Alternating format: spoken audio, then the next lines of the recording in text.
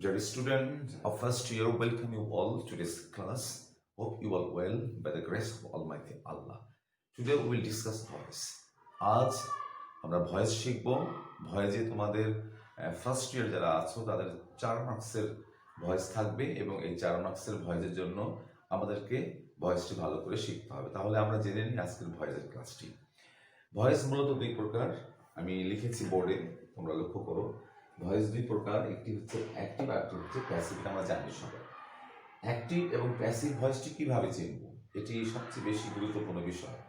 মূলত আমরা যখন টেন্স শিখেছি, আমরা টেন্স যতগুলি পেয়েছি, present indefinite, past indefinite, future indefinite, continuous, perfect tense, এগুলি মূলত হচ্ছে অ্যাক্টিভ ভয়েস। অর্থাৎ যে লাইনটি, যে বাক্যটি টেন্স অনুযায়ী থাকবে সেটিকে আমরা বলছি অ্যাক্টিভ ভয়েস। যেমন দেখো এখানে লক্ষ্য করো, উই স্টাডি ইংলিশ ডেইলি।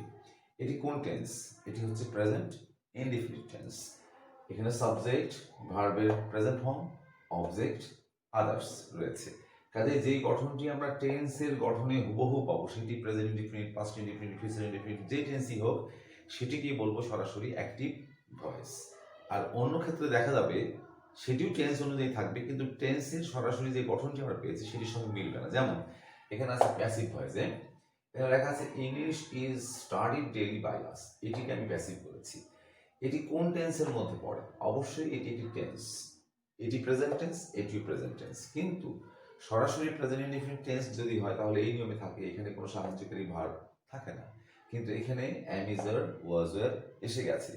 আমরা টেন্সের নিয়মে কি পাই? অ্যাম, ইজ, ওয়ার, ওয়াজ, ওয়ার এগুলি থাকলে ভার্বের সাথে, মূল ভার্বের সাথে আইএনজি যোগ হয়, কিন্তু এখানে কোনো আইএনজি যোগ নেই, বরঞ্চ ফার্স্ট পার্টিসিপল করা আছে। তার মানে আমরা টেন্সের সাথে আমরা সরাসরি মিলাতে পারছি না, যখন তখনই বুঝে নেব এটি হচ্ছে প্যাসিভ ভয়েস। এই দুটি বিষয় সবচেয়ে বেশি গুরুত্ব সহকারে কিন্তু আমাদেরকে চিনতে হবে, অ্যাক্টিভ এবং প্যাসিভ। অ্যাক্টিভ ভয়েস থেকে প্যাসিভ করতে গেলে যে নিয়ম, প্যাসিভ থেকে অ্যাক্টিভ করতে গেলে ঠিক আমরা টেন্সের নিয়মটি ফলো করলেই অ্যাক্টিভ করতে পারবো। এখানে অ্যাক্টিভ ভয়েস, প্যাসিভ ভয়েস প্রথমে চিনার উপর বলে দিলাম। টেন্স অনুযায়ী সরাসরি পেলে সেটি হচ্ছে অ্যাক্টিভ, আর যেটাকে আমরা পাবো টেন্স সেটি টেন্সে অবশ্যই, কিন্তু আমরা যেভাবে টেন্সটি শিখেছি present indefinite, past indefinite, future indefinite, continuous, সেই গঠনের সঙ্গে যখন মিলবে না তখন সেটি হবে প্যাসিভ। ওকে, ক্লিয়ার।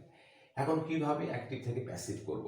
অ্যাক্টিভ থেকে প্যাসিভ করবার নিয়ম একটি, অনেক নিয়ম নেই, শুধুমাত্র একটি নিয়ম ফলো করলেই অ্যাক্টিভ থেকে প্যাসিভ করা যায়। যেমন আমি লিখেছি অ্যাক্টিভকে প্যাসিভ করার নিয়ম।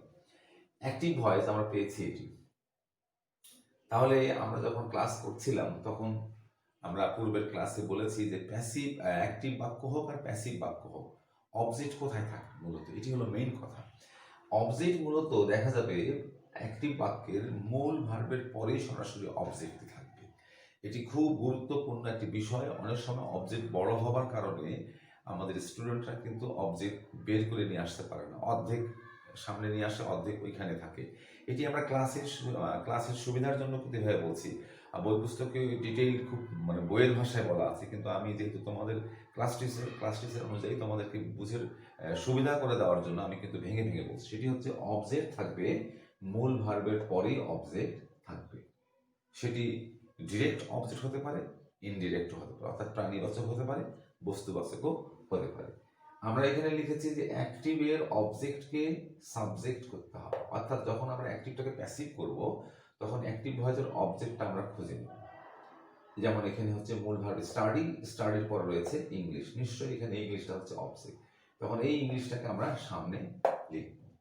ওকে, তারপরে বলছে একটি সাহায্যকারী ভার্ব টেন্স অনুযায়ী, মানে কোন টেন্স, এটি যেমন প্রেজেন্ট ইনডিফিনিট আছে, প্রেজেন্ট ইনডিফিনিট টেন্সে থাকলে সাহায্যকারী ভার্ব কি আসবে, ফার্স্টে থাকলে কি আসবে, কন্টিনিউয়াস থাকলে কি আসবে, সেটি পরে আমরা আসতেছি। একটি সাহায্যকারী ভার্ব টেন্স অনুযায়ী দিতে হবে। আমি এখানে অ্যাম, ইজ, আর এর মধ্যে ইজ দিয়েছি। তারপরে বলছে মূল ভার্বের পাস্ট পার্টিসিপল পিপি, অর্থাৎ মূল ভার্ব কোনটা? স্টাডি, স্টাডিকে পাস্ট পার্টিসিপল করলে স্টাডিড হবে, লিখেছি। তারপরে বলছে যদি আদার্স থাকে, আদার্স আছে একটি, আদার্স ডেইলি অ্যাডভার্ব আছে একটি, এই আদার্সটি আমরা বসাই দিলাম। তারপরে বলছে হয় বাই প্রিপোজিশন অথবা অন্য কোনো প্রিপোজিশন আসবে ভার্ব অনুযায়ী, সেটা আমরা পরে ডিটেইলসে আসবো। এখানে বাই দিয়েছি। তারপরে বলছে অ্যাক্টিভের সাবজেক্টটিকে প্যাসিভ ভয়েসে অবজেক্ট করতে হবে, অর্থাৎ উই হচ্ছে এখানে সাবজেক্ট, উই এর অবজেক্ট হচ্ছে আস, আমরা লিখেছি আস। This is passive. এই একটি নিয়ম ফলো করে কিন্তু বাকি সমস্ত টেন্সের ভয়েসগুলি আমরা করতে পারবো অ্যাক্টিভ থেকে প্যাসিভ। আমি এখানে 4টি বাক্য লিখেছি, এই 4টি বাক্যকে অ্যানালাইজ করলে আমরা এই নিয়মটার সাথে মেলাতে পারবো। আমি একটু আসি। প্রথম বাক্য, হি প্লেস ফুটবল ডেইলি। তাহলে এখানে অবজেক্ট কোনটা? নিশ্চয়ই ফুটবল অবজেক্ট। আমরা ফুটবলটাকে সামনে লিখলাম, ফুটবল। তারপরে বলছে একটি সাহায্যকারী ভাব, সেই জায়গাটি আমরা গ্যাপ রাখলাম, এখন ফাঁকা রাখলাম। পরে এটিকে আমি ব্যাখ্যা দিয়ে বুঝাই দেব। সাহায্যকারী ভার্বের বলছে, পরে বলছে মূল ভার্বের পাস্ট পার্টিসিপল প্লে, প্লের পাস্ট পার্টিসিপল প্লেড।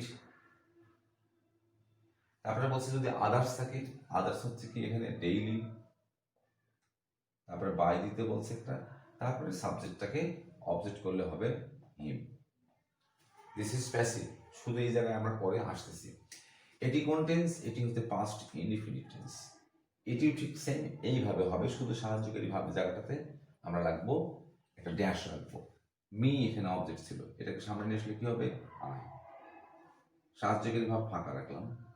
মূল ভার্বের পাস্ট পার্টিসিপল সি, স, সিন। আদার্স থাকলে আদার্স দিলাম, তারপরে বাই দিলাম, তারপরে সাবজেক্টটাকে অবজেক্ট করে সেম ক্যাটাগরি চলছে, শুধু এই জায়গাতে আমাদের গ্যাপ। যে কোনো টেন্স। আবার এটি কোন tense? Present continuous tense. Object কোনটা? ইংলিশ। সামনে নিয়ে আসলাম, সাবজেক্ট করলাম। সাহায্যকারী ভাব আবার গ্যাপ থাকবে। মূল ভার্বের past participle read, read, read. একটি বাই দিতে বলেছে, সাবজেক্টকে অবজেক্ট করলাম হার। তাহলে এইটার সাথে এটার সাথে এটার সাথে কোনো চেঞ্জ হচ্ছে না, কিন্তু এক জায়গাতে চেঞ্জ করবো, সেটি হচ্ছে সাহায্যকারী ভাব। সেটি আমরা অলরেডি গ্যাপের মধ্যে রেখে দিয়েছি, সেটি আমি পরে ব্যাখ্যা দিচ্ছি। কি হলো? এটিতে অবজেক্ট কোনটা? ইউ। ইউ এর অবজেক্ট এবং সাবজেক্ট সেম, সামনে নিয়ে আসলাম ইউ। সাহায্যকারী ভাব আবার ফাঁকা রাখলাম। মূল ভার্ব হেল্প, হেল্পের পাস্ট পার্টিসিপল হেল্পড। তারপর আদার্স নেই, একটা বাই দিলাম, এবং এই সাবজেক্টটাকে ওইদিকে নিয়ে কি হয়ে গেল? মি হয়ে গেল। তার মানে কি, আমি বলেছি আগে যে আমি ক্লাস নেওয়ার ক্ষেত্রে সুবিধার জন্য, স্টুডেন্টদের বুঝিয়ে দেওয়ার সুবিধার জন্য আমি কিন্তু এভাবে পড়াচ্ছি, অন্যদিকে যাচ্ছি না। সেটি হচ্ছে একটি মাত্র নিয়ম ফলো করে আমরা যে কোনো অ্যাক্টিভিটি প্যাসিভ করতে পারবো। শুধু এক জায়গায় একটু মাথা খাটাতে হবে, সেটি হচ্ছে সাহায্যকারী ভার্বের জায়গাটিকে ঠিক মতো চিন্তা করে বসাতে হবে। তাহলে যে কোনো বাক্যের যদি আমি অবজেক্ট চিনতে পাই, অবজেক্টটাকে সামনে নিয়ে যাবো। অবজেক্ট সামনে থাকলো, সাহায্য ফাঁকা থাকলো, তারপরে মনে হয় পাস্ট পার্টিসিপল, তারপরে আদার্স থাকলে আদার্স, না হলে বাইদের সাবজেক্টকে অবজেক্ট করে দেবো। এটি মূলত আমাদের অ্যাক্টিভ থেকে প্যাসিভ করা একটি খুব সহজ এবং সিম্পল এটি নিয়ম। এই নিয়মের উপর ভিত্তি করে আমরা সাহায্যকারী ভার্ব বসানোর টেকনিকটি একটু আগামী ক্লাসে আমরা অবশ্যই শিখবো। সাহায্যকারী ভার্ব বসানোর সিস্টেম টেন্স যখন করেছিলাম, প্রতিটি টেন্সে সাহায্যকারী ভার্ব এখন মনে রাখতে হবে। অর্থাৎ প্রেজেন্ট ইনডিফিনিট টেন্সে কোনো সাহায্যকারী ভার্ব নাই, পাস্টেও নেই, কিন্তু বাকি সব টেন্সে সাহায্যকারী ভার্ব আছে, কন্টিনিউয়াসে আছে, পারফেক্টে আছে, পারফেক্ট কন্ডিশনস আছে। সো সেগুলি যখন নিব তখন কি করব? সাহায্যকারী ভার্ব বসানোর সিস্টেমটি পরবর্তীতে আমরা পরের ক্লাসে আমরা শিখে নেব। আজকে এই পর্যন্ত। তোমরা এগুলি ভালো করে বাসায় একটু প্র্যাকটিস করলে আগামী ক্লাসে সাহায্যকারী ভার্ব বসানোর সিস্টেম কিভাবে বসাবো সেই জিনিসটি আমি ভালো করে বুঝিয়ে দিলে তোমরা যে কোনো অ্যাক্টিভকে প্যাসিভ করতে পারবা। ওকে, তাহলে নেক্সট ক্লাসে আবার দেখা হবে। ততদিন সবাই ভালো থাকবা, সুন্দর থাকবা, স্বাস্থ্যবিধি মেনে থাকবা।